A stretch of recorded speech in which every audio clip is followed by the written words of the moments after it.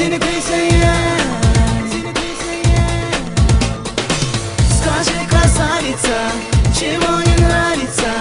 Düşün bana gelecek min sana yaramam isteyen, men isteyen, seni kıysayan.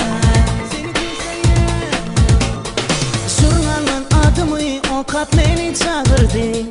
Sonra o cevap edip min seni seyerim dedim. Seni seyerim deyip yalım.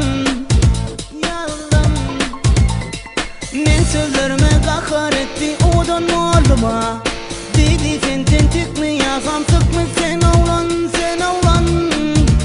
Aklına aylan oğlan, aylan oğlan. Скажи, красавица, чего не нравится? Düşün bana gelecek min sana yaramam isteyen, men isteyen, seni kıysayan. Скажи, красавица, чего не нравится?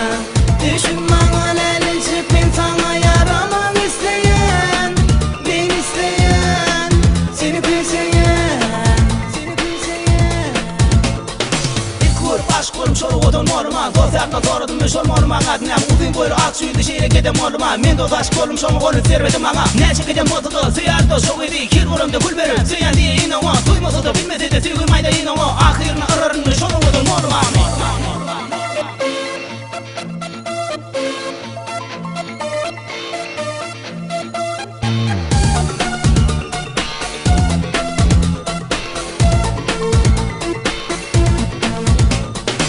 Скажи, красавица, чего не нравится?